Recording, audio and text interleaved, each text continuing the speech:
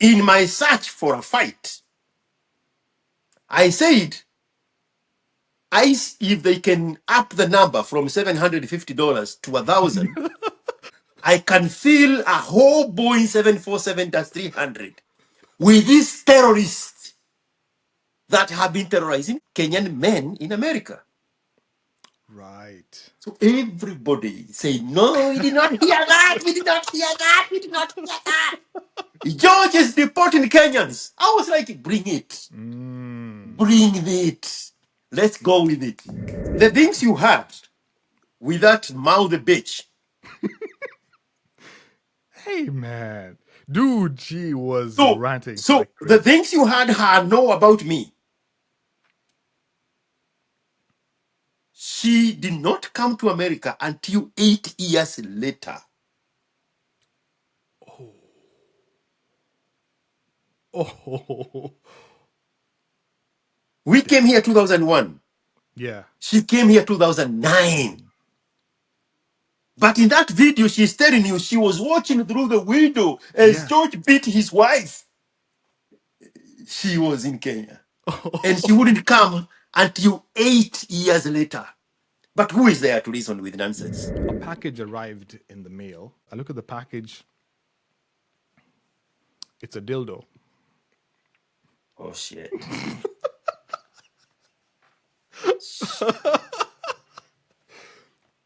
Now I act like shit. I don't. Hey, I did not see this. And I tell her, hey, there's a package for you. It just arrived. She goes, she picks up the package. Now, I think she already knew that I saw what it was. And I will never forget what she told me that day. Well, obviously, she had a life before I was there. But And you have now interrupted I that. have interrupted those crazy And things now she was doing. she need a diversion device. The longer I stayed there, dude, you know, so much changed in a span of less than a week. When I listen to podcasts, especially coming from Kenya, the Kenyan podcast, there's a whole deviation of products when they have the Kenyan connotation to it.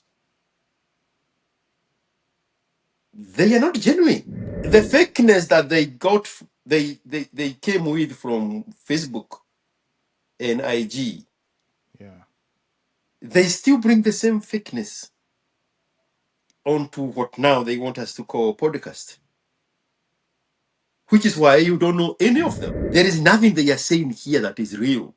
It's all fakeness. Yeah. And they have to make sure that nobody there is going to be offended. So they will say something and then you hear them Right. retracting because they just figured out mentally, that story is not gonna go well because it's going to review. Like here, something had happened and we cannot talk Yeah. about that. So it's so tiring. Dude, that's absolutely right, man. When you hear something from a podcast, it's a sound bite. Yeah. And it's a sound bite because it's the only truth that was said there. Out of all those lines. Do you know that woman called Yami Yami?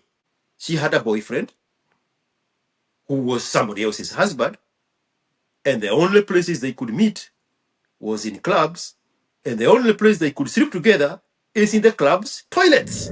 Kwa boka, kwa box. She's a radio personality. Very passionate, very likable character. She went for an interview, and beknown to her, the boss, the woman, wanted to clear everybody out of the queue so she can corner her because she swung the same way she swings, except she wouldn't even say that she swings that way herself. So she's giving this story like this one here, Arinikatia. Again, the only time we get to see a podcast setup is when a truth is kept. So, and I was like, since I'm doing this whole podcast thing, might as well just do it. If anyone has any questions, I'm like, refer to this video, come and watch Is this video. My story is here. I don't have is, to. is this a podcast?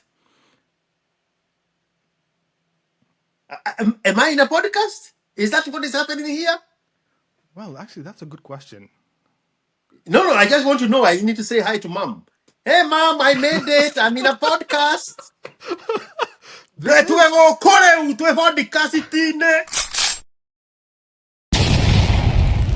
There you have it, Mr. USIU. that's what's up. That's what's up. Can you hear me fine? Yes, sir. All right. Am I clear? Yeah, did you do a haircut? Yes, I went and got a haircut because I looked like a homeless person, and I need to stop looking like a homeless person and look like a normal human being, man. You just trimmed it on the head. That took away the No, homelessness. the sides, the top, everything, man. I trimmed You look everything. different. Did Thank you you. did you forget your glasses? My glasses, yeah, of course, the glasses are here. Once the story starts and the coffee hits, the glasses go on. Let's go, man. All right. Okay, let me just make sure that on my stream, I am sharing my screen. 1 second, man. All right. You have a live audience. I have, let's see, 2 people watching. Let's go. All right. 2 people. No, two is more than enough. Perfect. I started with 0 and I'm happy. I'm okay. I'm yet to do a live. I'm still thinking about doing a live. Yeah, you should definitely do it, man. I'd love to join that. I need to do all those things, the connections with the what do you call this? OBS. OBM? OBS. OBS? Yeah. And know how to channel the sound into the Yeah. I don't know. Why don't I visit the US? We can do a stream together.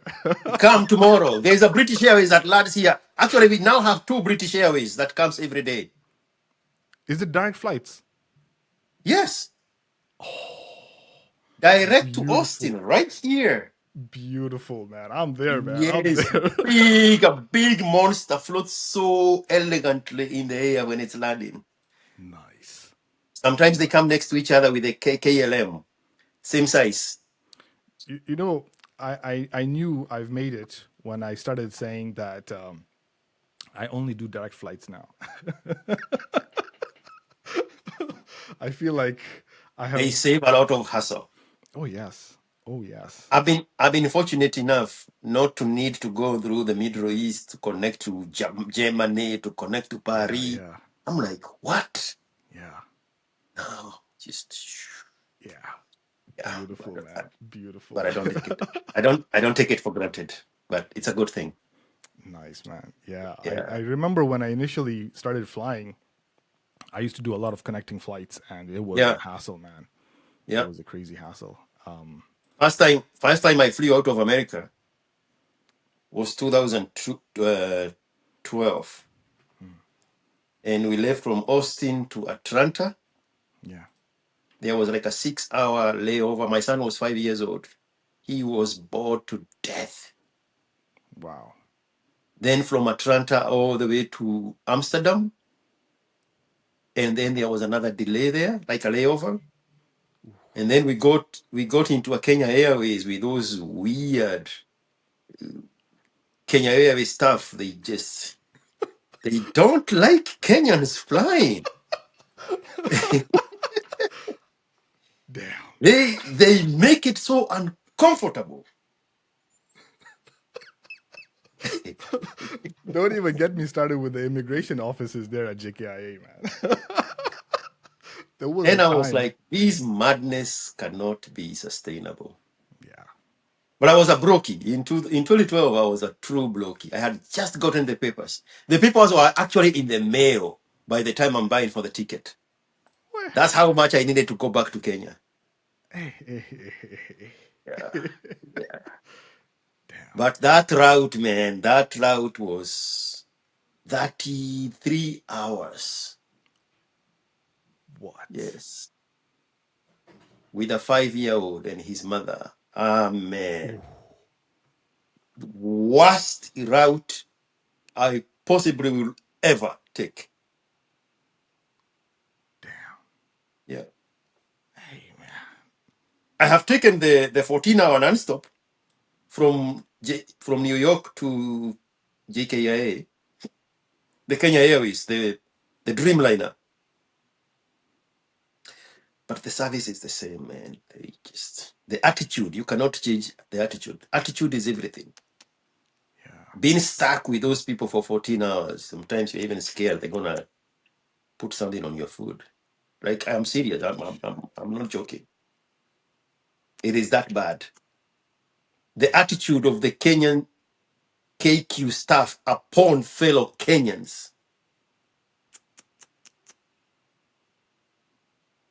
horrible, Is it that they horrible. have like, is it envy or jealousy or what is it? Like, Bro, some muckiness I will never partake into. I don't know. I don't know where they came from or what informed that or what kind of struggles that they had to internalize that into whatever that thing is. Like, but you can see it. There is no denying it. And me, I'm not a nice person. Me, I'm a real person. So I'm just gonna say the things the way I see them. The interpretation is upon to you. yeah. But on the flip side, when you're flying inside the country The from local flights, yeah. Nairobi to Mombasa, for instance. now they treat you different because now you belong to a different class that flies.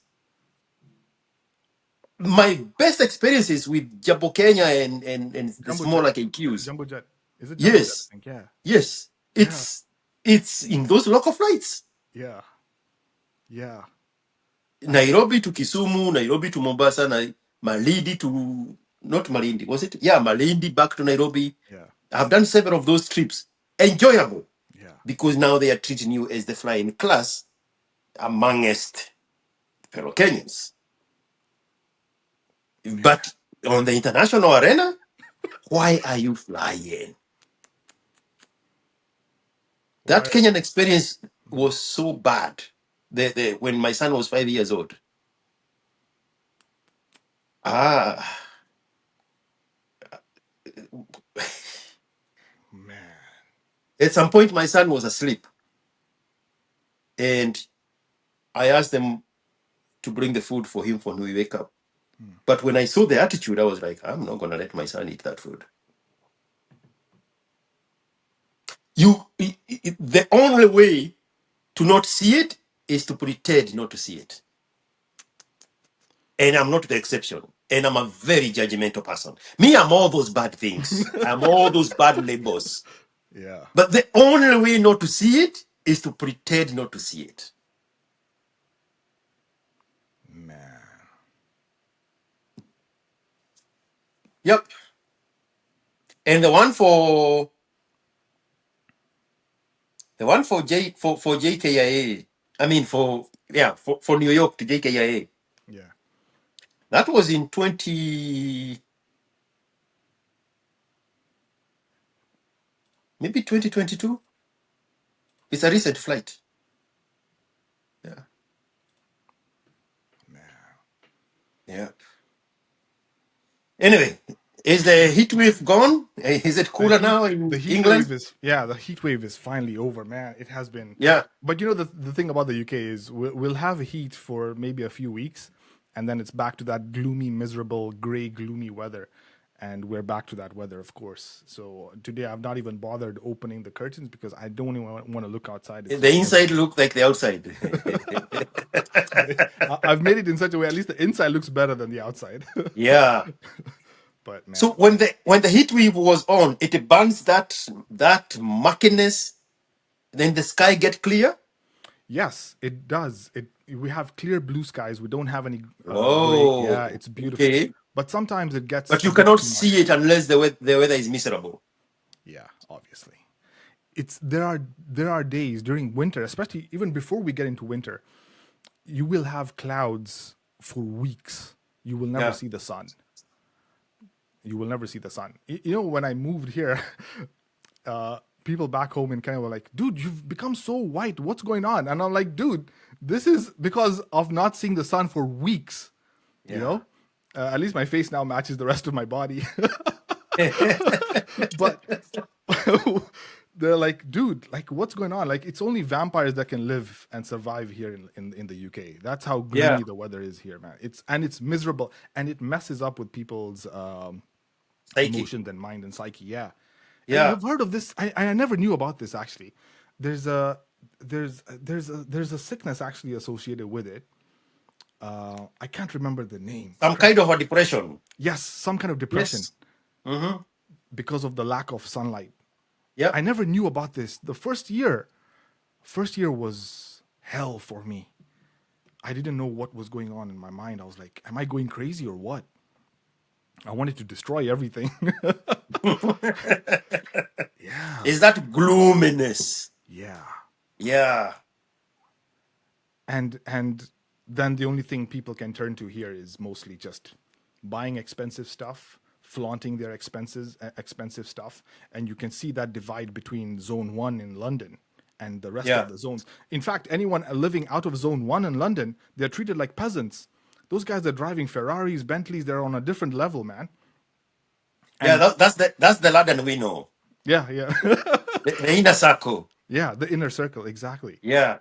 And their job now is just spend money, blow as much money as they can, Yeah. and compete amongst themselves who has the best. There's no family, there's no gathering, there's no like community. It's just about screw everyone, let me make as much money as I can and flaunt it, Yeah. trying to impress people that don't really even care. So it's a Man, crazy world, man. when you walk around the central London, the downtown that you people call central London, man, you get to see some expensive cars and like lifestyle that is like, Yeah, whoa, this is crazy. This is crazy.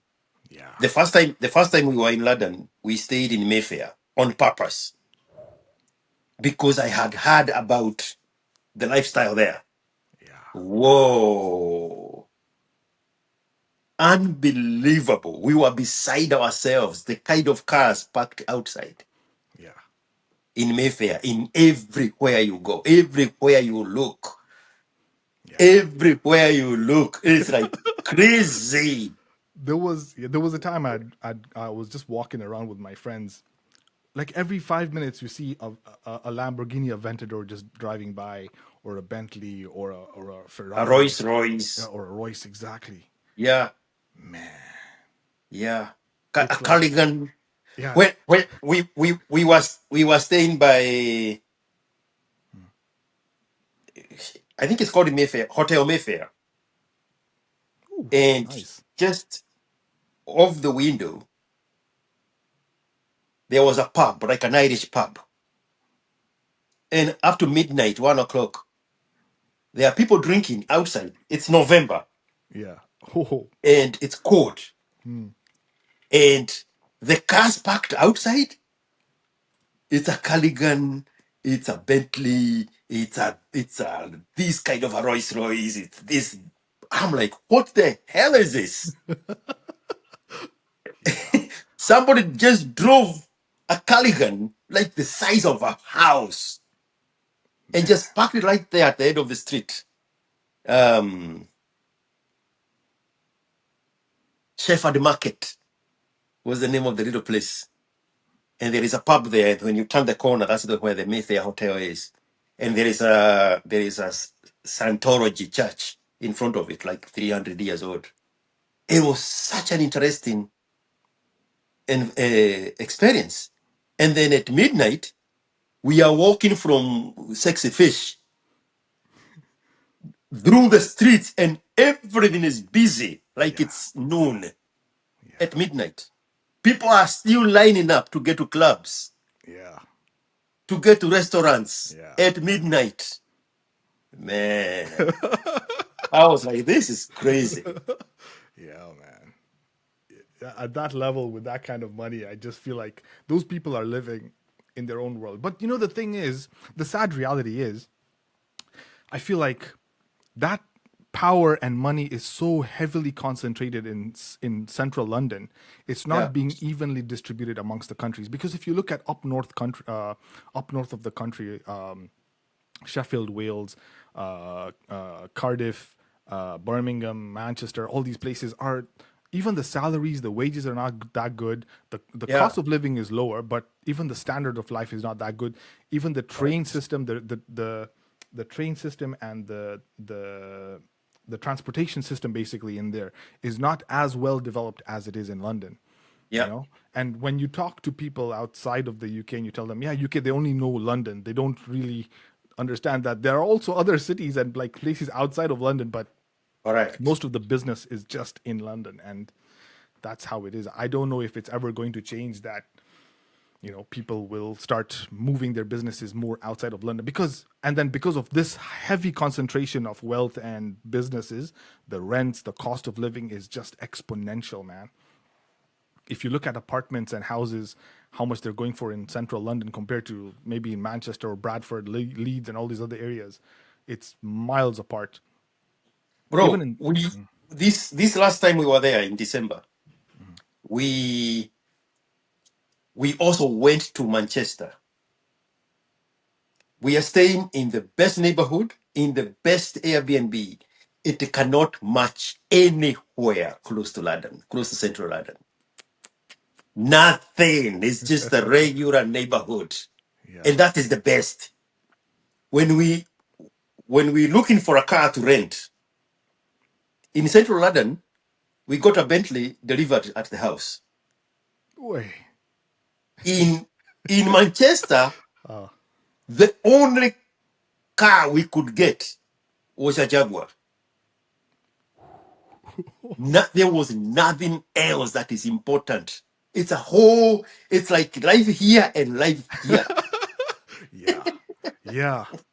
That's the massive gap between like the And super wealthy. Yeah, you can yeah, tell even the quality of life in Manchester, the city itself, yeah, is not the same like Central London. yeah. And we were fortunate enough to also take a 4-hour train back to London, and we saw all those little tiny The small towns. houses and that big land. Yeah, yeah. Open spaces. Yes, even the way the people are living, because you can see the regiments, they live in neighborhoods Yeah. totally different from London, in the same country, 4 hours apart. Yeah, yeah, yeah. Crazy. It's wild, man. It's Yeah. wild. I was very close. I was actually thinking of moving up north because Mhm. houses were cheaper there. And I really wanted to buy some property up there. But I was like, fine. The good thing is my job is remote, Yeah, but the quality of life, the interactions not the I get same. to do here, Yeah, close to London, I'll that's definitely miss what you're that. paying for. That's it, That's exactly. exactly what you're paying for. Yeah, yeah, It's all good, man. yeah, I'm happy where I'm at, man. It's all good. yeah. Anyway, man. So, how are you feeling, man? I remember you texted me you were not feeling Man, well I'm today. feeling better. I don't know if anybody can notice. I don't have my usual energy. Yeah, today I feel like you're down. It's no I problem, get man. I get sick every 18 years. The last That's time I too got bad. sick was 2000, maybe 2006, because I remember very well how that went. And I get bothered by the smallest of things. You wouldn't believe it. Yeah, yeah. An allergy can keep me off work for 2 weeks. Allergy. Damn. In Texas we have cedar allergy. When the cedar trees are flowering, Yeah. that powder, that pollen bothers me. Then there is the pigweed, just a random grass that affects me. Then there is the ragweed. But in 2006, it was mold. Oh, This is the first time I discovered mold can kill me. yeah. Actually, mold, if you're not careful. It Yeah. was bad. And the kind of allergies I get, there's no way to describe them. Because at the height of me being affected by it, and coming from Kenya, having had malaria, having had typhoid, Yeah. it's a mix of malaria and typhoid. Oh, man. What the hell? Holy, holy. And it's mold. That 2006, in the workplaces where I was working, in springtime, March, it's a lot of rain, and it doesn't get dry enough. So when they clean the carpet, that machine is not going to dry the whole carpet underneath, because American carpets they put another layer of some stupid thing there, like a soft sponge Yeah, yeah, yeah. between the concrete and the carpet, and that layer still is wet. And Shit. because the outside is not hot enough to heat the cement slab to eliminate the water, then mold started growing right underneath it. Oh man. And at the time, I had no idea what was bothering me. Bro, I got sick. I don't know what it is. And I'm getting the same symptoms like malaria and typhoid. Man. And at the time, I was dating a little Asian girl, and her father was a doctor. Oh, nice. So she called her father and described my symptoms, Yeah. and the father prescribed prescription strength medication for me. Yeah. And that's how I discovered that mold is my enemy. Mold, yeah. Here. 20 almost 20 years ago, 2006. Man. And that was the last time I was sick. But I'm telling you, it knocks me out for 2 weeks. 3 days ago, I could not even be seen here. I'm having watery eyes, I'm blowing my Yeah, nose. yeah. If you look carefully, there are bruises around my nose because I have blown my nose like 100 times every day. That's how bad it gets. I get headaches from hair, allergy. That's it. Nothing else bothers me. Once every 20 years. So in the next scheduled sickness, I'll either be dead Man, don't even or speak they about will misdiagnose me for old people's don't disease. don't don't talk about being dead because they're already you've got like a line of haters, man. Dude, speaking of I love dead, it. Oof, you have no idea. but You, dude, I create them. I manufacture haters. man, dude, I watched that video. You know, YouTube is a weird platform. It just recommended this video and I saw your face on it and I was like, wait, this is a video about IQ, but it's not on IQ's channel. This is something interesting. So I clicked that video and I watched this lady, and this lady was ranting like there was no tomorrow. And she was there ranting about how you you are being accused of deporting illegal Kenyans in the US. Mhm. Yeah. My first question was, even if actually if you have found them and you know that they're illegal, deport them. But that is fair. That's That fair. is fair. That's fair. But nobody cared to know what I had said. I had said something worse than that. And I'm very curious. I wanted to know actually. That's I was like, I gotta talk to you about this one today. I was very, very curious. So, and for you, probably I'll give you an example with the Nigerians and the Ghanaians. Every time a Ghanaian man or a Nigerian man come to the UK, he establishes himself, and then he brings a woman, Yeah. and the woman goes to nursing, and the moment she starts working, she appends the man. That is the trajectory. Wait. What do you mean appends? What does that mean? She will find a way to eliminate the man from the equation. Oh yeah, yeah. We see those fights all the time in the UK. Oh yeah. Oh yes. So in the UK, they are motivated by pure evil on the side of the woman, who feels now that this is a Western world and I don't need a man. And now that he has brought me here and I have gone to school, now I am a nurse, I'm making the same money or more money than him. Yeah. I don't need him. Now I need to find a way to kick him out. Okay? That one we understand. Damn. Yeah, it's true, but yeah.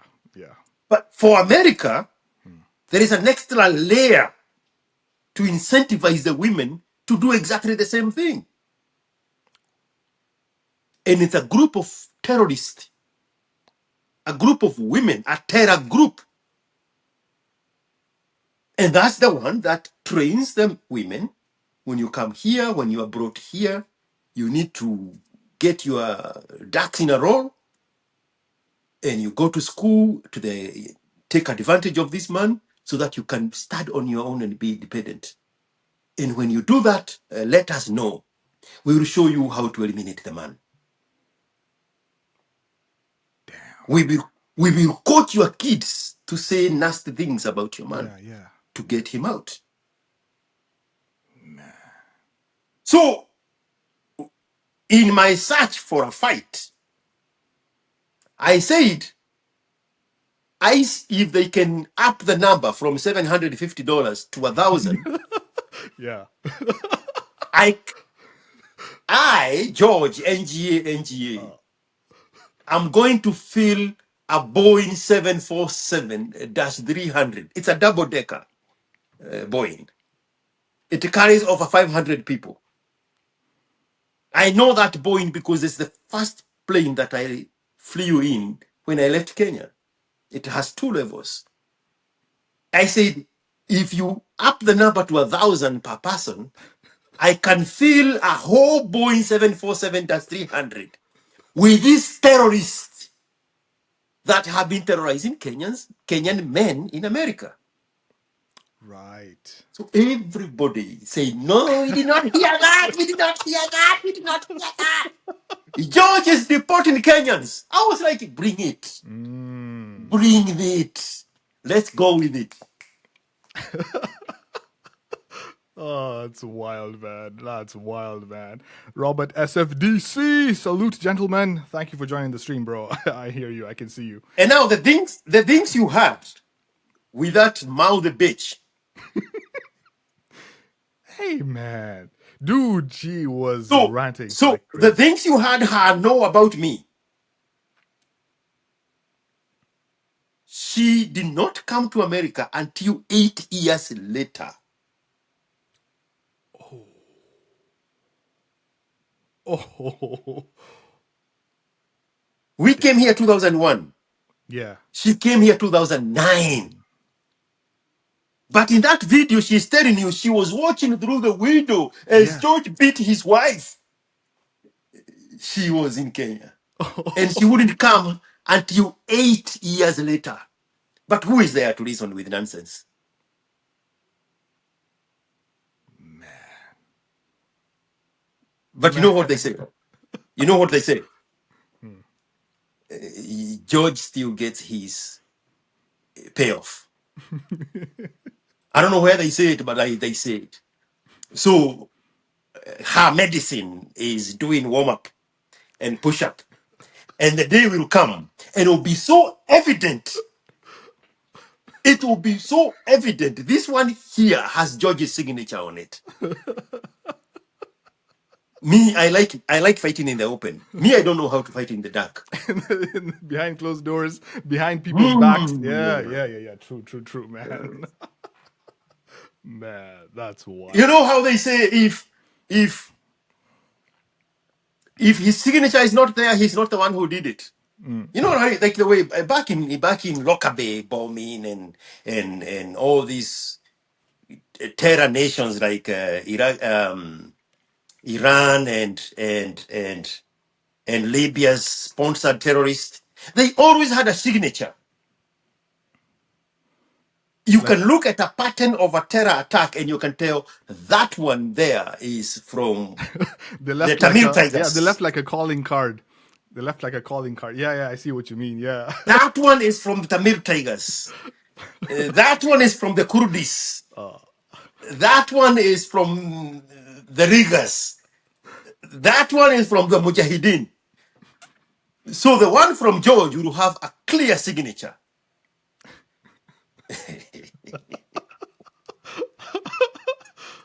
So wild, man. That's wild. Ah, anyway. Man, today I wanted to share some stories with you, man. Oh, here we go. Here we We go. always go. I Here always we have go. stories, man. Here we go. Get ready for some stories, man. I always have stories for days, man. So let's get started, man. Oh, we've got people here. Daniel Mungai Duguna, welcome to the show, bro. Let's go, man.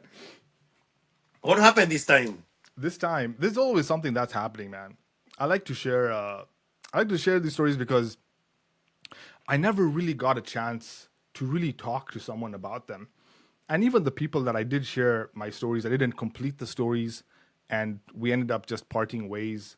And like you mentioned, old friends who don't grow at the same speed at which you're growing, you can't connect with them anymore, and you just Yeah. move on. So, and I was like, since I'm doing this whole podcasting, might as well just do it. If anyone has any questions, I'll be like, refer to this video, come and watch Is this video. My story is here. I don't have is, to. is this a podcast? Am I in a podcast? Is that what is happening here? Well, actually, that's a good question. No, no. I just want to know. I need to say hi to mom. Hey, mom, I made it. I'm in a podcast. This is it is a I don't yeah it is a podcast, I guess you could Is say, or it? it's a story, kind of a get together and share ideas and stuff, I guess But that's how.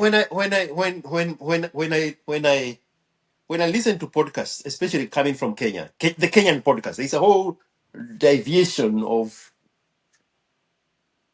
products when they have the Kenyan connotation to it. They are not genuine. I don't know how to say things in a nice way. The fakeness that they got, they came with from Facebook and IG, Yeah. they still bring the same fakeness onto what now they want us to call podcast, which is why you don't know any of them, because they don't make any meaningful any movement on the needle, because they used to give the same stories as hapa kwa Facebook. These are the same people from IG. There is nothing they are saying here that is real. It's all fakeness. Yeah. And they have to make sure that nobody there is going to be offended. So they will say something and then you hear them Right. retracting because they just figured out mentally, that story is not going to go well because it's going to reveal, like, here something had happened and we cannot talk Yeah, about that. So it's so tiring.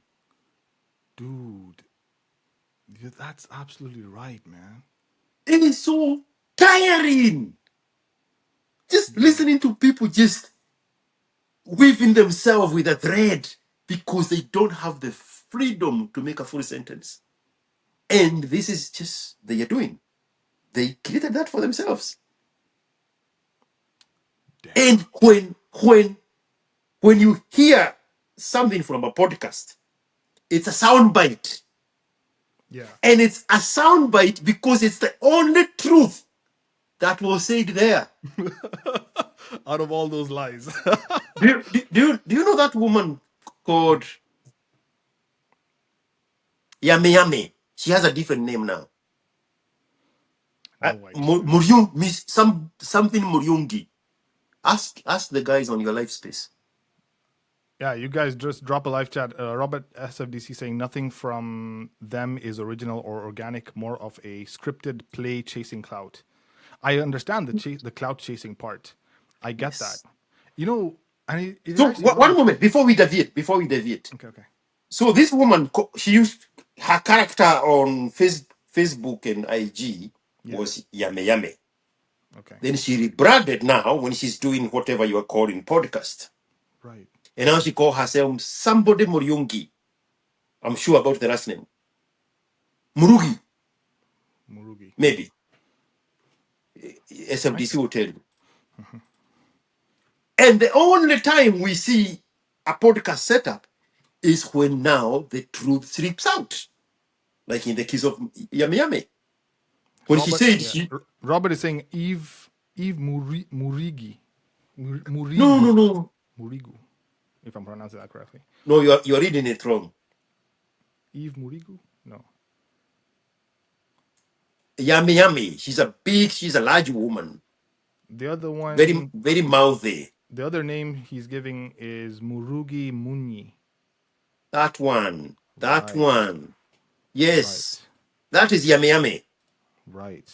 So the only time we see a setup is because there's a soundbite.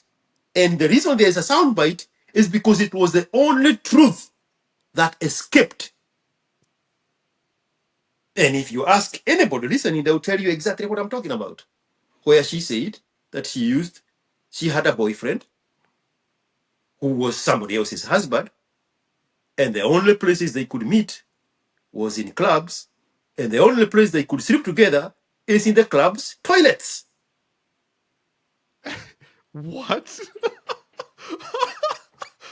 What the French toast? That's the only time you hear about the podcast in Kenya. And I'll give you another one. Kwa Box. She's a radio personality. Very passionable, very likable character. Right. She has or used to have, I don't know if it existed, because again, the only time we get to see a podcast setup is when a truth escaped. And the one I'm remembering is when she said in one of those podcasts, there is a little weak boy that hangs out with her in that podcast and a girlfriend of hers. And she said one time she went for an interview and there was the person, the boss was a woman. And when she got there, she was kept waiting for the longest time.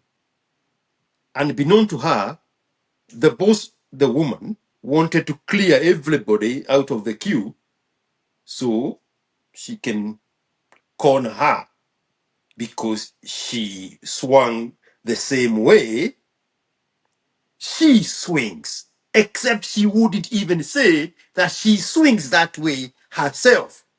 So she's giving this story like this one here, Arinikatia.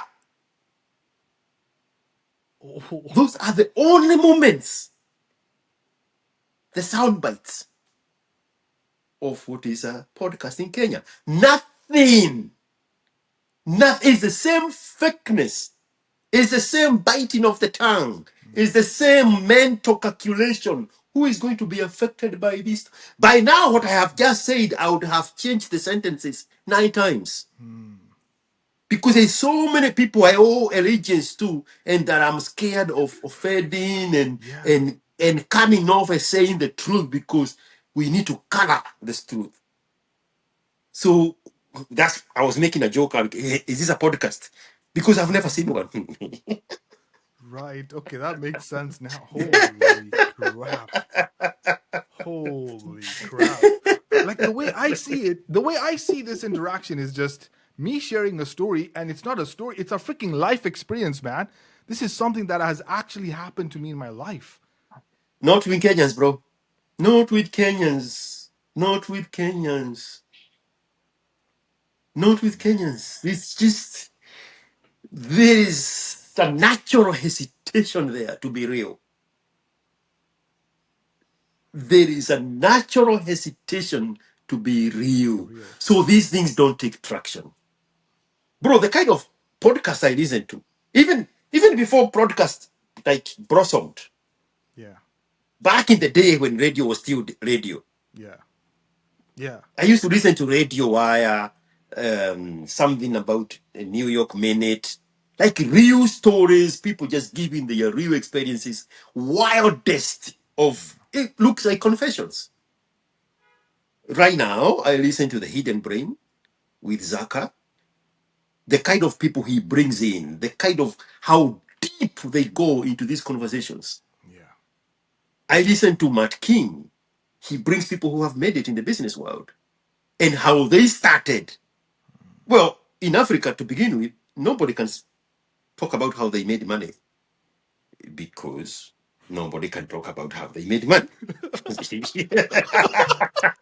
So that section of, Oh man, dude, you're of killing me. business motivation done. This is just who we are. I don't even know how to respond to that. I don't even know how to respond to that. Shit. Pure fakeness. Do you feel like, is it society that has made people like this? Because the way I look at it from my perspective, right?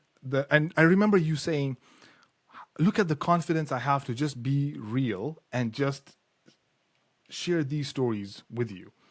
And when I think back and I'm like, why am I being this way?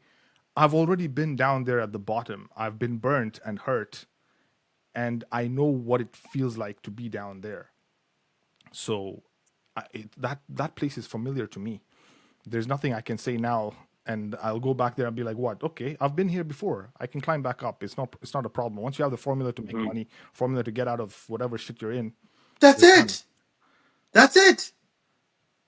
A formula is a formula. You can take it anywhere. Yeah. Once you have a formula to make money, it does not care what is it you do. You have the formula. You can leave corporate world and go succeed in farming in Nyagatogo on the slopes of the Aberdares mountain. Yeah. All you need is a formula. But now you are in the middle of asking a question. I was just intrigued that you have the same sentiments I have had to keep say for the longest time. All you need is a formula. Yeah, but not only just that, the other point I was trying to make was this restrictive behavior that people have on how they're what they're sharing and the fake personalities that they're portraying out there, trying to save themselves. And and the other thing is, I've seen on social media, those times when I used to be on Facebook and Instagram and all these other people, when you meet them in person and you see them online, those are two different people, different personalities. They have a different narrative in one platform, a different narrative on a different platform, and you meet them, they're totally different, and you're like, I don't want to be this kind of a person. So who are you trying to please, or who are you? It just, like, for me, it just doesn't make any sense. And especially when I was down there in the dumps, when no one really gave a shit, that's when I realized, who am I trying to impress? At the end of the day, You I need see, to put food on the table. that is the same thing I keep asking myself. Why would anybody do that to themselves? Create different characters. When do you know when you are who? You see these people canceling on Kibe. They plan an interview and then they cancel. It's because they are not sure which character to present. Yeah. I mean, he has brought politicians before. Right. He brought Sifuna. He brought this super genius guy. What is his name? Babu. We know. We know. Yeah. Yeah. But to get somebody to be themselves on camera is totally different from when the camera is off and they are there sipping cognac Mattel. Totally different characters. Yeah. And I'm like, why do we need 5 different Georges? What is wrong with this one? Who am I protecting from me? Because it cannot be that I'm protecting myself from somebody. Who are they for me to protect myself from them? Yeah. Because when I was pumping gas at the petrol station wearing a red shirt, where were you then? Yes. Yes. Where were you to shame me then? Exactly, man. Exactly. Because if there is a shame that can happen, it could have happened then. And I have used that moment as my inspiration. So you have no role in my life whatsoever. Anything you say, I'll turn it to my advantage. It does not matter what it is. It does not matter what it is. It does not matter what it is. Anything you can say about me, in my next sentence, I'll turn it to my advantage. Anything. Go cook something, bring it tomorrow. Let's see how that works. Man, Anything. that's wild, man. That is wild. It's a crazy world we're living in, man. What is Robert SFDC saying? Was laughing a few hours ago this morning about the aspect of formula of making money and guys thinking they have leverage over one in terms of business. No, formula is formula. Formula is formula, man. Formula is formula. Speaking of making money, bro, this story I wanted to share with you was about these two women that had really whipped me into shape. Huh? But before we get into the women part, and how these women came into my life, These are the Wamamas. the Wamamas, man. You've had your share of older women? Oh yes, absolutely. I think every man has to go through Hey! this. And this older woman was in the U.S., bro. Allah! And let me not jump ahead. Get over here! let me not let me not jump ahead. Sheikh Gitongo, you're here. All right, thank you for tuning in. Let's get started, man. All right, so I was doing my internship. I just finished USIU. I got internship. I got actually quite a few offers from different companies. So there was Safaricom, there was Deloitte, there was Kraft Silicon, there was another company. I can't remember the exact name. It was one of these broadcasting companies. I can't remember exactly which one. They were all looking for IT people, and I was like, okay, where do I go? Where do I go? At that time, when you're desperate, you will take the first offer that you get, because most of my classmates who were applying for internship at that time, right before they graduated, for your degree, before you graduate, you need to do internship so that you get some skills, and then after the internship, if the company likes you, they will hire you. Mugo, say hi to IQ, Mugo Junior, and who else is here? So there's Sheikh. Tell them to send super chats. Salamu achie wa mama zao. Bro, speaking of super, dude, man, that's even a story for another day. Freaking hell, man. How how I know I have haters? Let me just tell you this. How I know I have haters. How does a channel have 200,000 views and only 400 subs? Explain that shit to me. Make that math make sense to me. I got to a point where it almost started bothering me, because I have You have 1 million views on your YouTube. I checked the last time I checked. You probably have more. Yes. And So you have 40.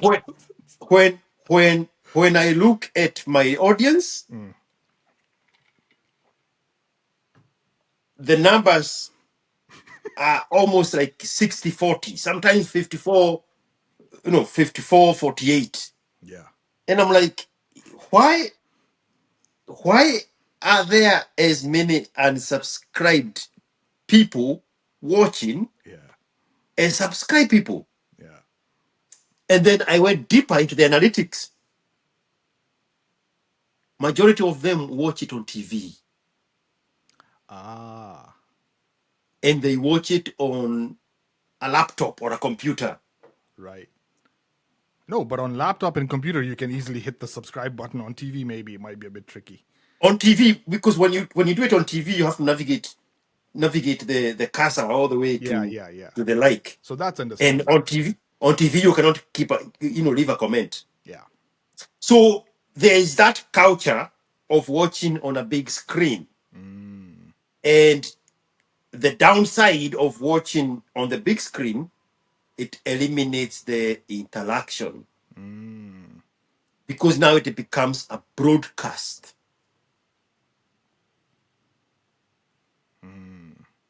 When people are watching on a big screen, Yeah. they are watching a broadcast. Yeah, it's like When they watching the when they are local watching news. on the Yeah. phone, Yeah. this is an interaction, Yeah.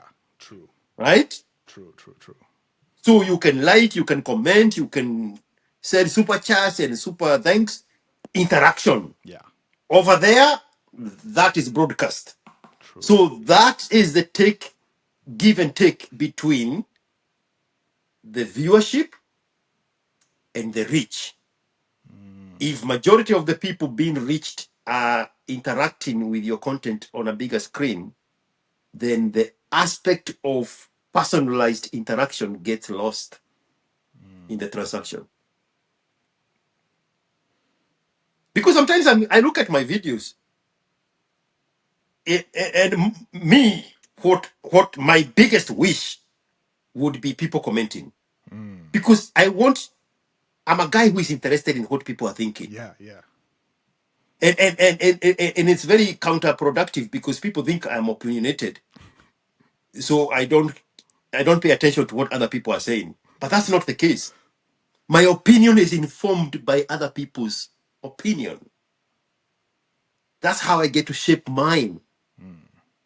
So I would want more people to interact. And there is no negative comment on YouTube. YouTube is not Facebook. Yeah. YouTube is not Twitter. Yeah. A comment is a comment. And if you want to label a comment negative on YouTube, I interact with those more than regular people commenting because my first priority is my subscribers. Yeah. Of I course. interact and respond to my subscribers. Well, my members first. Yeah. And then the subscribers that have an open badge to say they review their subscriptions, then I interact with that. But below that, a comment that would be viewed as negative, I want to interact with that one because I am interested in that opinion. Yeah. So my biggest wish would be for more people commenting on YouTube.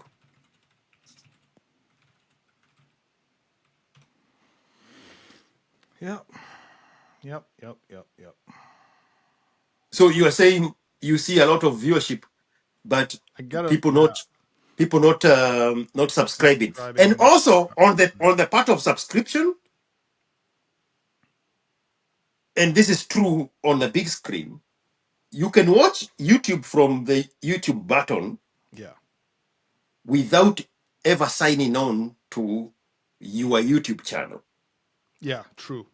So when you want to like on the big screen, it tells you to log in first. Now that is another whole group of people that are left behind Yeah. from subscribing to your channel.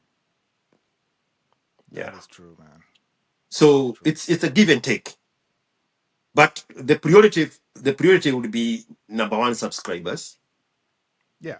I would place commenting second above membership. As valuable as memberships are, the interactions there is what I'm looking for. Because this is interaction. Exactly. I want this conversation to continue in the comment section. Yeah. Yeah. All right, let's go back to our mama.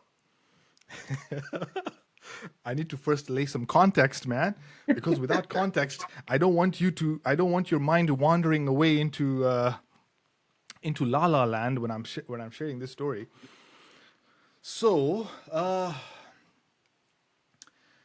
I got internship at this company, and at that time, they told me we do not pay interns, and an internship's supposed to run for 3 months.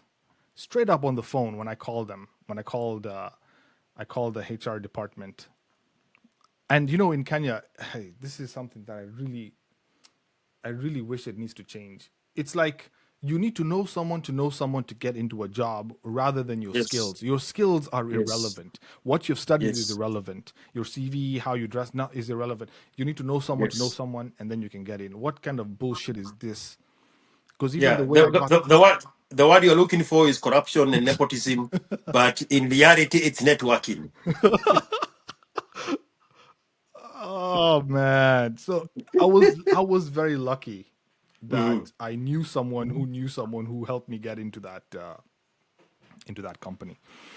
And they told me for the first 3 months we're not going to pay you. I woke up at 6 in the morning to go for this job, and they were saying you.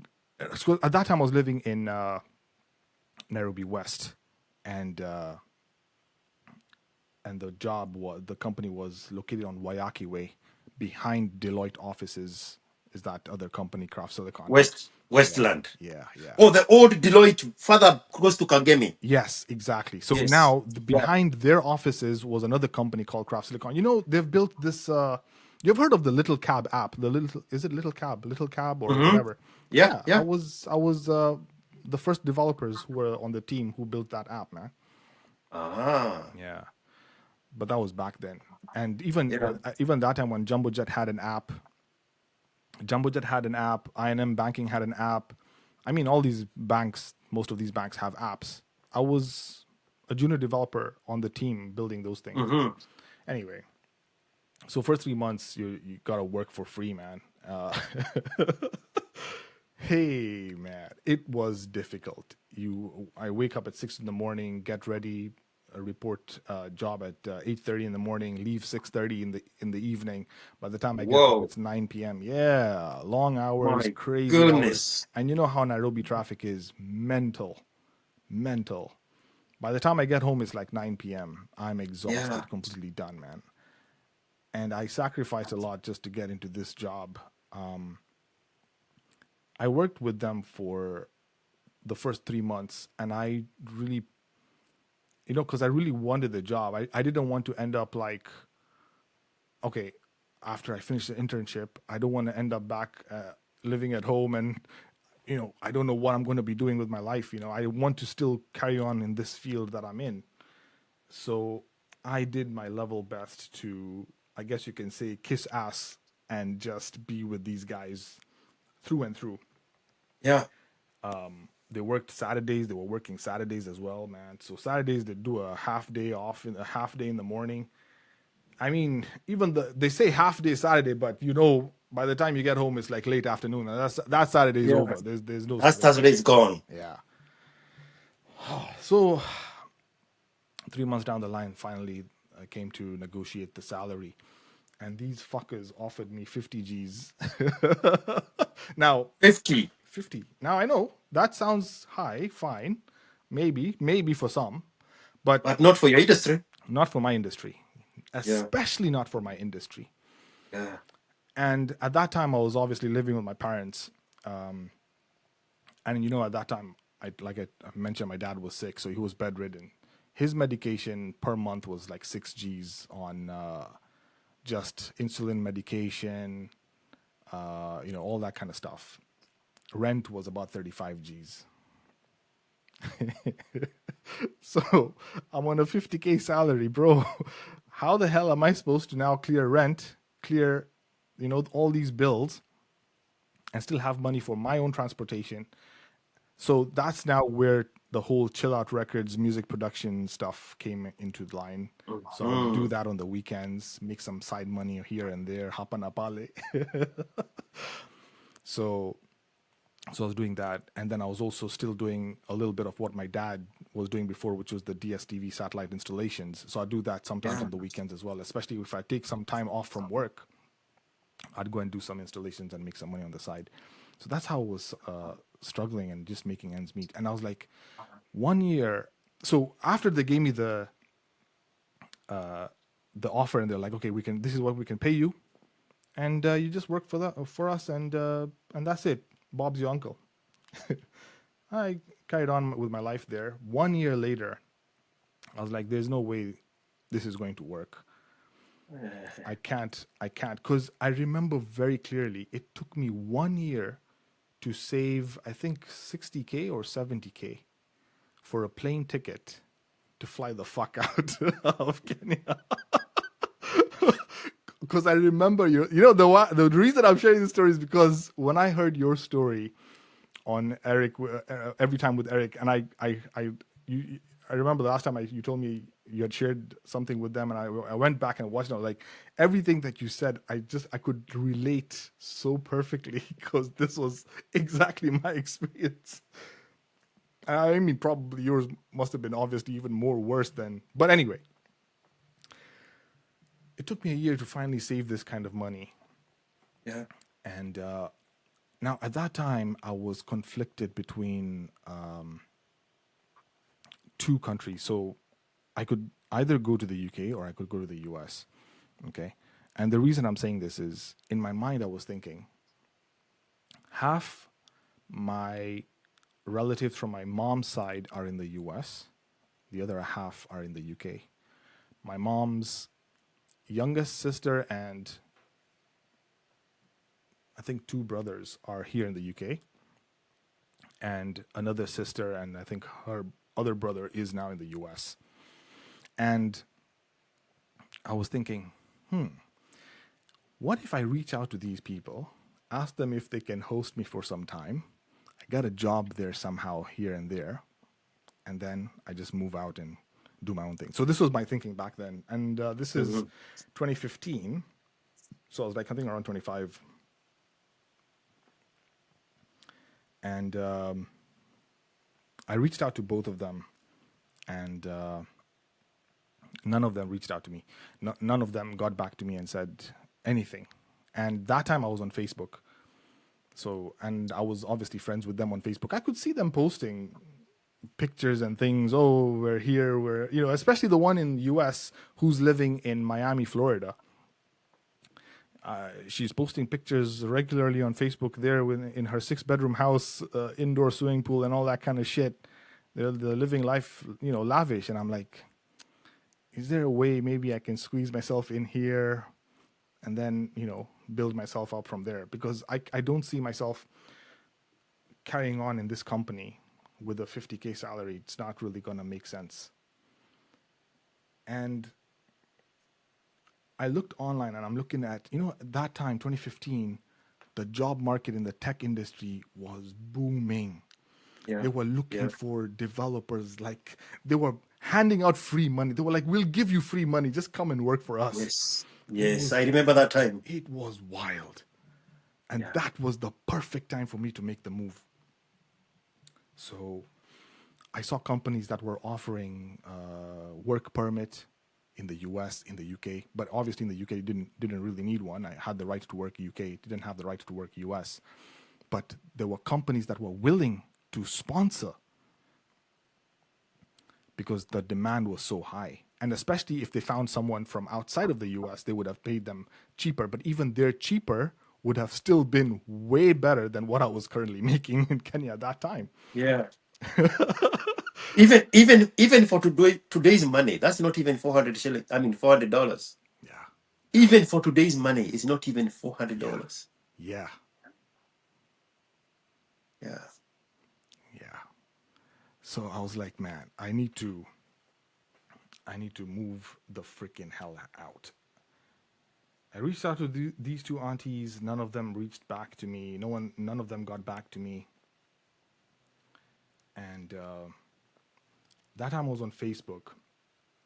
I came across this woman's profile, and we started talking. Now, in comes the first woman. So, this woman was a 33-year-old living in Phoenix, Arizona. Okay. Yes. I'm not going to give too much details, obviously, but that's all I And can. at the time you are 23. At that time, I was 24, 25 there Okay. because I was still doing internships. So this was 2015, 2014. Yeah. So 24, 25 there. And She starts talking to me. We're just, just casual conversations. And in my mind, I'm like, yeah, I want to go to the US. And she's in the US. Maybe if we date, we can get married or something. I get the green card. Oh, my life is set. I was like, oh, yeah, I've hit the jackpot, man. I've hit the jackpot. Because both my relatives, both my aunties haven't gotten back to me. So Yeah. I need some point of contact there that can help me now set I guess, lay the groundwork so that I can now start. So I thought maybe this woman might be the answer to my problems. So I started talking to her back and forth here and there. The normal texts now moved to flirty texts. Flirty texts now we exchanged phone numbers and now we're talking. Mm-hmm. Now on her Facebook profile, she only had pictures of her face. Like she didn't have like full full body pictures. You already know where this is going. Damn it.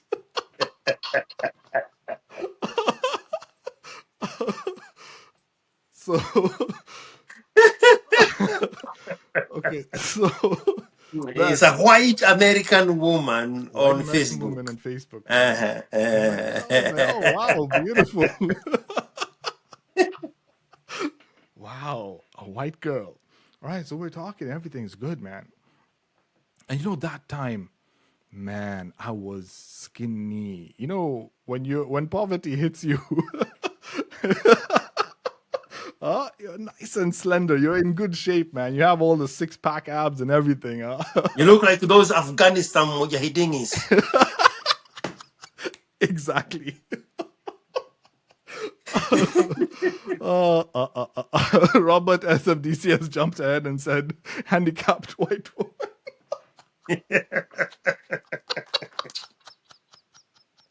No, no, no.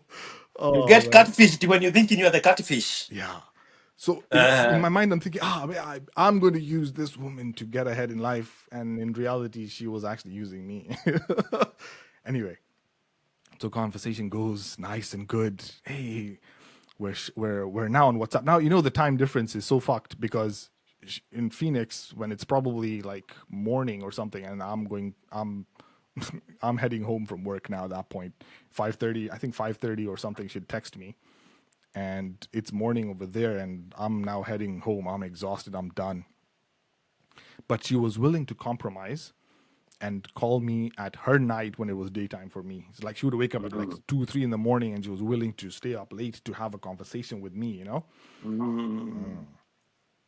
And I was like, wow, man, she's really interested in me, and she wants to, take things to the next level. Now she brought up the whole idea of why don't we get married? You can come and live with me. And I'm like, who are you living with? She's living with her mom. And Uh-huh. guess what she works as? She works as a nurse. Uh-huh. So I was like, how old are you again? She's 33 years old. And at that time, I was 25. Living with her mom. She's living with her mom, working as a Mhm, nurse. mhm. Then she slowly and gently creeps in and says, oh, by the way, I got divorced and I have 4 kids. Kenothia!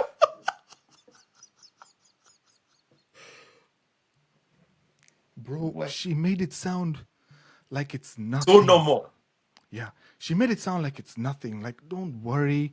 Most of the time, the kids are with her mom. She's free. She's just gonna be focusing on me. We're gonna have an amazing life together. And she even told me stories of she wants to have a little girl. Yeah, man. You're going to be baby number 5, but also you're going to give baby number 6. Dina bere Kenothia. Man. Hey. Hey. Robert Your life SMD. is going like this. Yeah.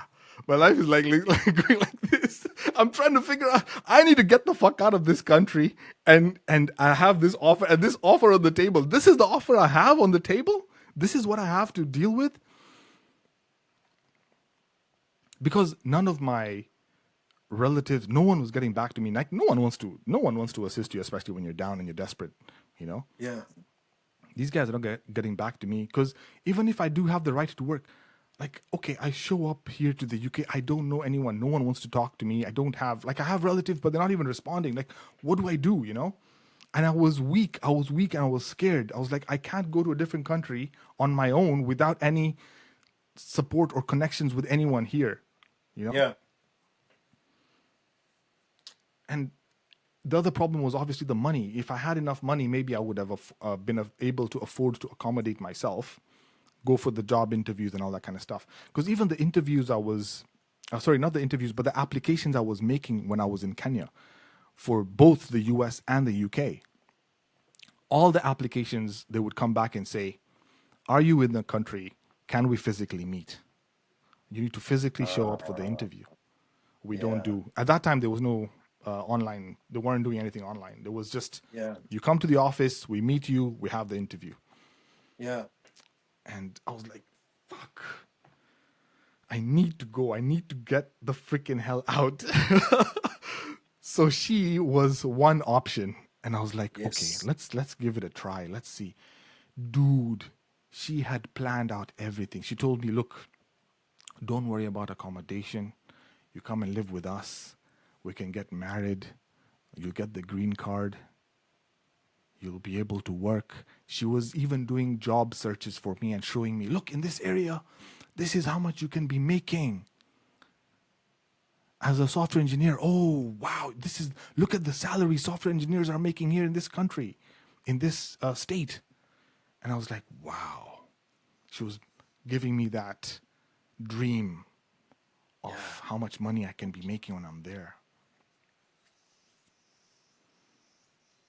So my auntie from the UK gets back to me on Facebook just when I'm about to make my mind up and say, let's go to the US.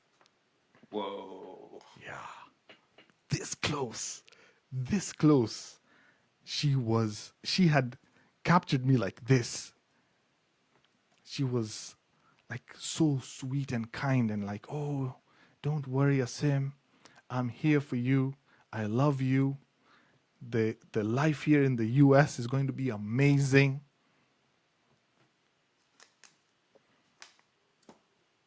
And then you saw her pictures. No, no, no, no, no, no, no. We never even did video calls, bro. We didn't do video calls. She sent me pictures, but Yeah. all the pictures she would share is just her face. And you know, the face pictures, she would post them at such an angle, like you don't see the rest of the body. You just see her face at a weird angle. And you know, she was like, ah, no, this is how I take pictures. I'm shy. I don't want to take a lot Mm. of pictures. Yeah, yeah, yeah. And me, there I am, the idiot, posing for her like this. Oh yeah.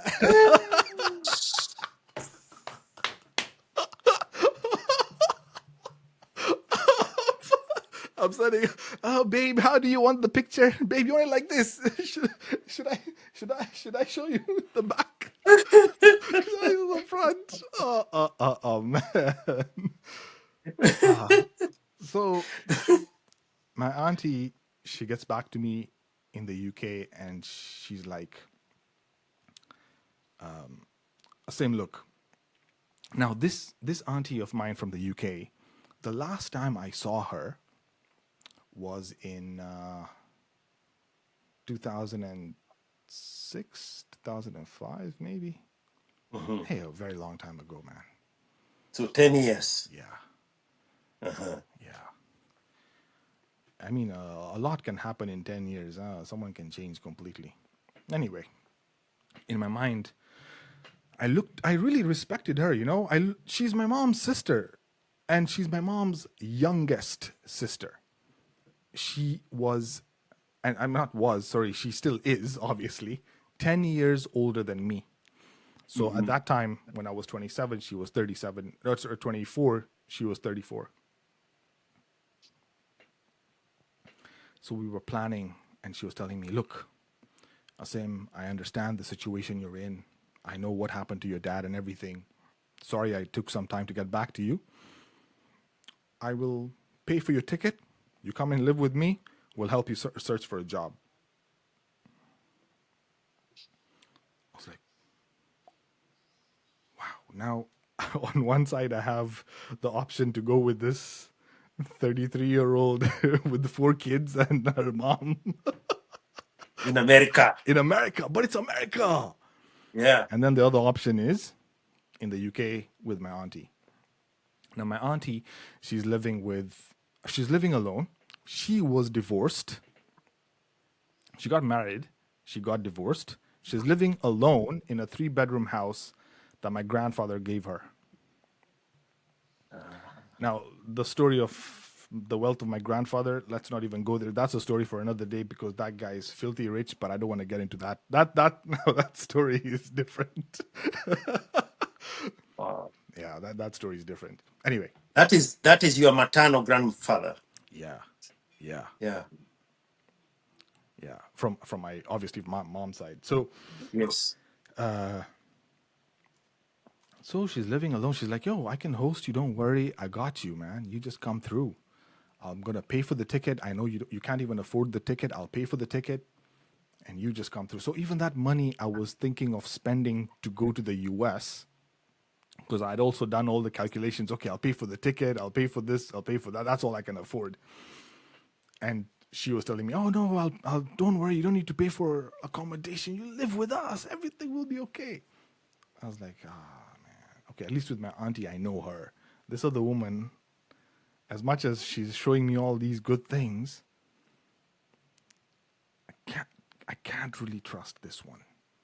So I flipped the script, and I stopped talking to the girl in the US. I told her, look, something urgent has just come up.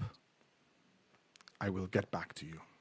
And she was constantly calling, she wanted to know my every move, my every thought. She would message me daily, finding out, oh, how are you doing? What are you doing?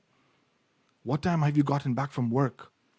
She would keep tabs on everything. But the conversation I had with my auntie, I kept that away from her because this was my other plan. I was like, these are the 2 options that I have. These 2 options do not meet or know each other. Let's keep them separate. At least that was the one thing I was really happy I did. So keep these 2 separate. Okay. So my auntie got back to me and she's like, okay, look, you just come through and we get the show on the road. I was like, okay, let's do it. Make it happen. I told her, pay for the ticket. Let's do it. Now, you have to remember, this is a woman that I look up to just like my mom. Because, my mom's sister, I kind of look at her like that, but I'm not going to expect her to treat me like her son, obviously. You have to remember that. She is a relative, an older relative. I treat her with respect. She's hosting me, so I have to be very mindful of how I behave in her house. So I understood where I had to stand. There wasn't so much I could say or do living with her. So I knew that from the beginning. And it was also something I was thinking about when I was thinking about moving with the girl in the US. Because I'm like, oh, damn, I will be living with her and her mom and her 4 kids. That's a lot of people I'm going to be living with. I'd rather just live with one person because she's living alone. My auntie's living alone. Yeah. I was like, okay, one person is better. Obeying the rules of one person is better than obeying the rules of all these other 5 people. people. Yeah, 5 people. So like, okay, it makes sense to move to the... Sheikh Gitonga is saying, why am I sensing something here? No, don't sense anything. Just relax.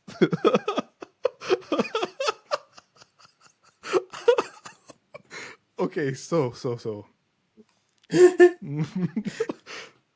my auntie was like, okay, you come through and everything's gonna be fine. And so I, so she booked the ticket for a Wednesday. I'll never forget. It was Wednesday in February 2017, was it? Oh, 2016. Mhm. No, 2017 February. Yes. And she wasn't working on Wednesdays, so she booked the ticket and she told me, "All right, you just come through, and I'll be home the whole day. I'll wait for you at the airport. I'll come pick you up, and I'll bring you home." The first day I landed, man, she was so nice. She was so nice. Like my auntie, she was like, "Oh, Asim, it's so good to see you. I'm so happy you're here. You don't need to worry about anything." Like she showed me the whole, like she showed me the area, she showed me the house. She made me really comfortable on the first day. The next day, even, she obviously had to go to work the next day. She left posted notes everywhere in the house. Oh, this is what you do to do this. This is where you go to do this. So I could easily navigate myself around in the house, and it was a nice big house, and I was pretty happy. Because bado ulikuwa na ushaba ya Kenya. Yes. Because obviously I don't know how the postage system works. I don't know how the trains work. I don't know how anything works. So she's just showing me this is how you have to do everything. I was like, wow, man, this is. I didn't have very high expectations of her like showing me around, but she actually did a really good job of being very nurturing and welcoming. I was like, wow, okay, Mhm. this is nice. Well, that didn't last very long. Huh? 3 days. 3 days later. Uh-oh. Uh-oh. Uh-oh. Okay.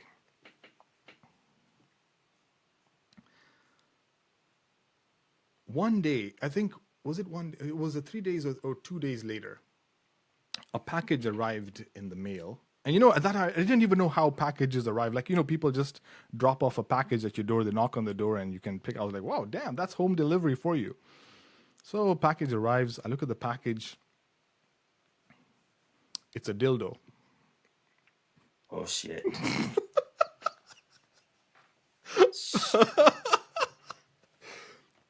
Now I act like shit. I don't hey, I did not see this. So I mind my own business. I just put the package there on the table, and I go into the kitchen because she was in the kitchen at that time. And I tell her, "Hey, there's a package for you. It just arrived." She goes, she picks up the package. Now, I think she already knew that I saw what it was. And I will never forget what she told me that day. She was like, "Asim, you do realize I have put my life on hold to have you here. I've put for you to be here, I have put my life on hold."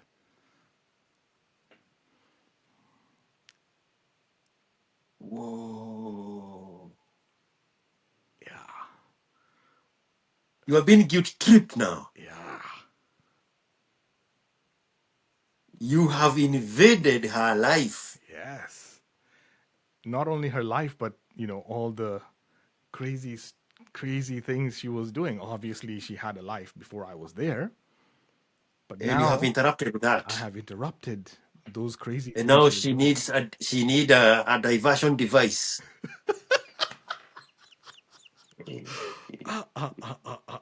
Oh man. You know, the longer I stayed there, dude, so much changed in a span of less than a week of me being there, just trying Yeah. to familiarize myself. I'm supposed to be focusing on trying to get a job, but because of the culture shock, the environment, the way things are done, and then now I have to deal with the things that she's also doing. Because you have to remember, this was someone I looked up to. As I put her at the same level as my mom, and my mom is a very traditional woman. My mom, kudos to my mom, she has been with my dad regardless what happened to my dad. My mom was there 100%, man. She was there through thick and thin. She was like, you know really taking care of the family. Like she made sure most women would have just run away. Like, oh, this guy's sick. Oh, this guy's not paying the bills or whatever. I'm leaving. And in our community, it's totally different. When a marriage happens and the community and the family have brought two people together, that marriage is now till death do us part. Mm-hmm. Yeah. But anyway, my auntie, this is now my first interaction with a modern woman. There you go. I didn't even know what a modern woman is until I saw the things that I've seen with her, and I'm like, damn. Now you have to remember, we've put the first woman on hold, the U.S. woman on hold, because remember, I told her please hold. I've parked that relationship. I've put it on hold. Now I'm dealing with my auntie here. As the days go by, the more interactions I'm having with this auntie of mine, I get to see more and more crazy. You know, I don't know how it is in your family, but it doesn't make sense for someone who's older than you to share all the stupid bad things that they've done in their lives with you. Like, okay, let me try and articulate this in a different way. If I'm 30 and I see a 20-year-old and I see a 30-year-old, the way I interact with the 30-year-old, because they're my age mate, would be different than the way I would interact with someone who's younger than me, right? Yeah. And even I would expect the younger person to treat me differently and obviously with more respect because we're not age mates. Yeah. So, but the way she was interacting with me, even though she was 11 years older than me, it's like we're age mates. She would come and sit in my room and we would have a conversation and she would start telling me about her previous relationships. And she starts telling me about this affair she had with a married man. And then the point where she starts talking about the size of his dick. And I'm just like, do I really need to hear this? And I'm living in her house. It's her rules. I can't stand up and say, get the fuck out. I don't want to hear this this story. Uh-huh. Man. She's dumping all this garbage onto me. She's telling me all her life stories and stuff. And then she's asking me, I said, why aren't you opening up? Why aren't you also telling me about your past relationships? What the fuck, bro? Yeah. It's like you talking to your son and telling them, oh, this chick I banged. But then she didn't have like one titty was smaller than the other one.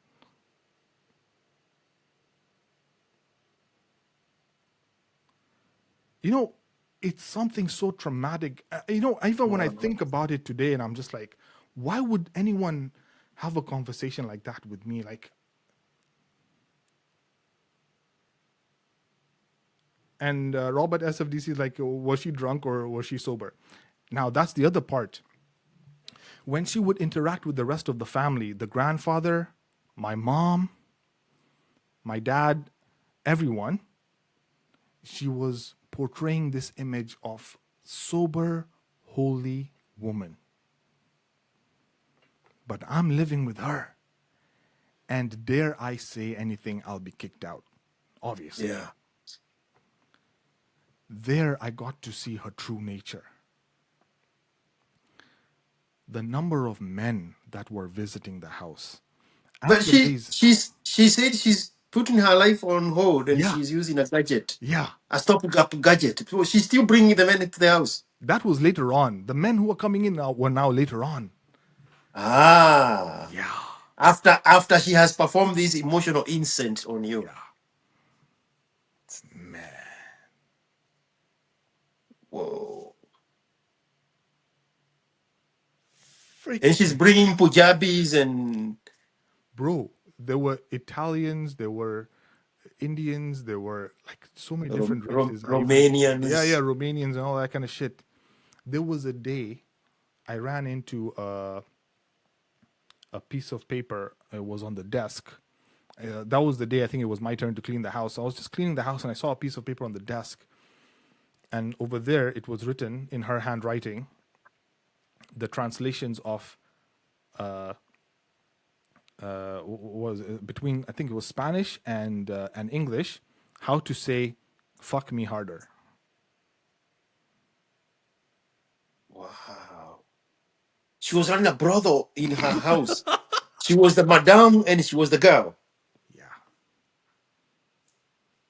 Holy fuck. bro. I was dying to tell this to someone. I couldn't because obviously I'm living with her. The minute I open my mouth, I'm out on the streets. And I don't even have a job. And I'm trying to get a job. I'm trying to get an interview to begin with. Because even the interviews I was going, now imagine with all these things in my mind, learning the environment, dealing with her fucking bullshit, and then I have to go and do a job interview. I was flunking the job interviews. I wasn't even performing well in the interviews, Oh, man. shoot. For a month, 1 month, I couldn't get a Because the job. environment is not conducive. Yes, yes. Yeah. Now, remember the second auntie I was telling you who's living in the US? She Mm-hmm. finally gets back to me now when I'm already in the UK. And now suddenly she has some advice for me and she says, "Oh, Asim, is everything okay? I saw your message. I've seen it now."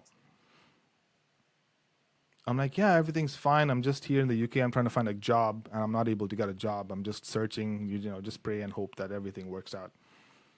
And she has the nerve to tell me, "Oh, Asim, if you don't get a job as a software engineer, why don't you just get these other janitor jobs, or why don't you get a job as a salesman at Tesco's or something, just do something here mediocre to pass the time." Wow. Man, I was like, I can't deal with this. I need to completely go into my own space Yeah. and study hard and prepare for these interviews. And I need to focus. And the only way I can focus is I need to stop interacting with this auntie of mine because she's toxic as fuck. You know, she used to do. I don't know if it was like she was doing it deliberately or what the fuck. When I tell her I have an interview the next day, the night before, she would suggest we go out for dinner, and she'd take me out to a fancy restaurant, and we would sit and have dinner till midnight.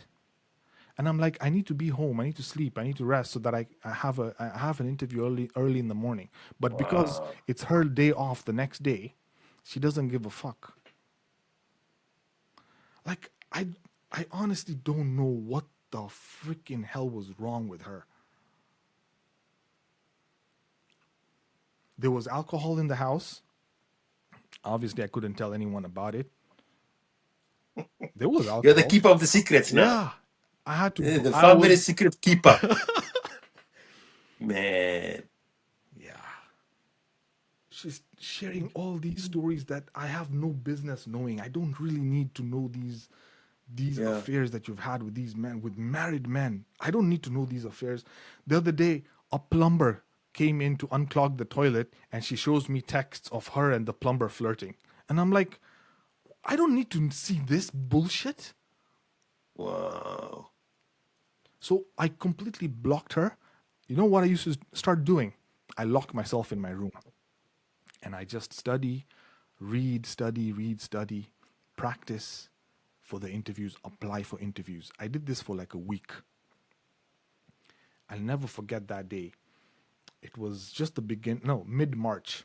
I went for, there was a day I went for 3 interviews that day. I lined up my interviews. I said, I'm going to do 3 interviews this day, 3 job interviews. This was after studying hard and like really just focusing. I went and did those interviews. All 3 companies got back to me and said, we will hire you. Wow. then I had the luxury to pick one. I was like, okay, I'm going to pick one which is most convenient for me to travel to, commute to, because I have to remember I have to commute to this company and go there. Yeah. And now, once that whole process of me getting into the job and now I'm getting paid, now at least money is coming in. Now my auntie's like, oh, by the way, all those that month that you didn't have a job and all you've been using electricity, water, and all these kind of things. Why don't you start paying me rent? Yes. I was like, yeah, I understand that. I understand that I'm using the utilities and all that. I will obviously contribute to this. I understand that part. Then she went a step ahead and said, "Oh, by the way, even that money I spent on the ticket, you owe me for that. By the way." I was like, "It's all good. It's all good. It's no problem. I'll pay you back." Because the minute she knew I was making money, now, all right, now it's time to, you know, pitch in, obviously. And there's no discussions about what about the money I need to send back home. My parents need to pay. They haven't paid rent. They haven't my dad's medication and all that kind of stuff. So, man, it was a fucked up time. Man. Yeah, and every time I have a call with my mom, I can't even. I'm dying to tell her the situation here, but You I can't. cannot say anything because my mom and her sister, obviously, they are Yeah. talking, and when they talk, they're just on good terms. Oh yeah, everything's fine. I'm praying 5 times a day, Ah. Allahu bro. Akbar. Allahu Akbar and all that shit, man.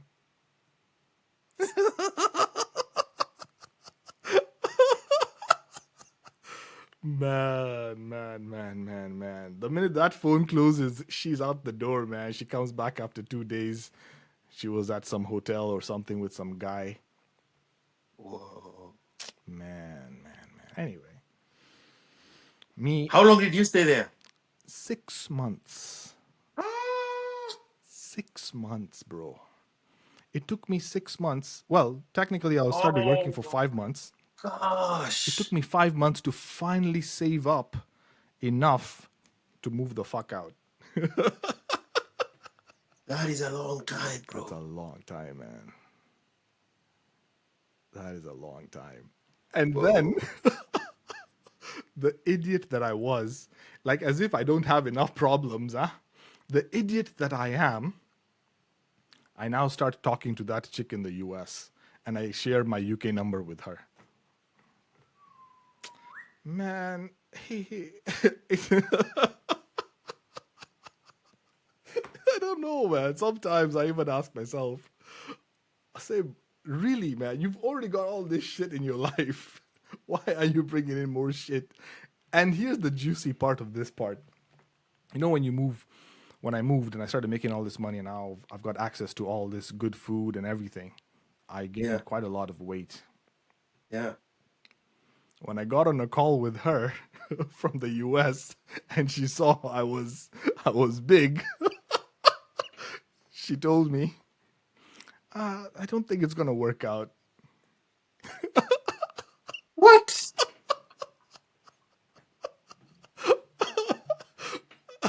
So it's like she saved me. Hey, Kinodhi asiumekapitia. Obviously, man. But Wow. yeah. Are you That still in touch with your auntie?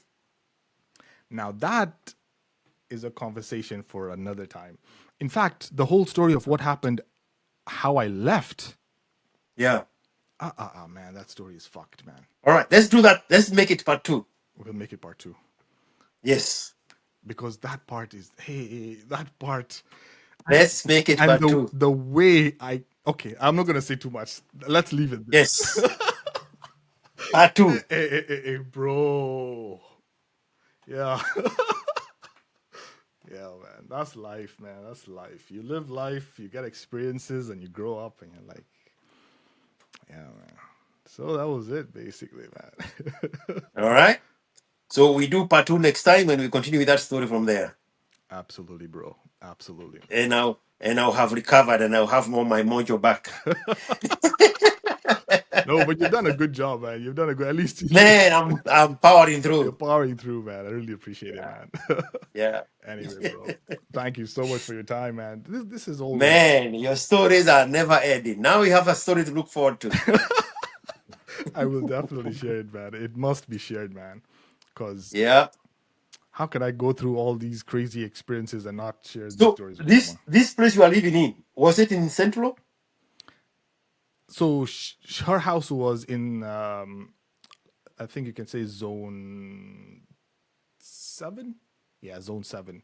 I'm currently in zone 6 now, so I moved out from there. Okay. Yeah. She was further away from London, central London. Okay. Yeah. So, and the job that I got now was in zone 3. So I was traveling from zone 7 to zone 3. Yeah. Freaking hell, man. Even that whole journey, it took me an hour 30 minutes just to get to the office, and I'd pay £200 a month for train transportation. Whoa. That even that whole the whole thing, and even what happened with me at the job. Hey, man, that's even a story for another day, All right. man. We catch up from there next time, man. All right, bro, take it easy. I really appreciate it, man. Thank you so much, man. Thank you so much. I appreciate you. All right, man, take it easy, bro. All right. Next weekend, no fail. We're here. Hang on. Let me look at my calendar. Oh, it's on this other phone. I can't find it from here. It's all good. We'll figure out something. All right, bro, no worries. Be in All touch. right. We'll be in touch, and then we'll take it from there. Perfect. All right, man.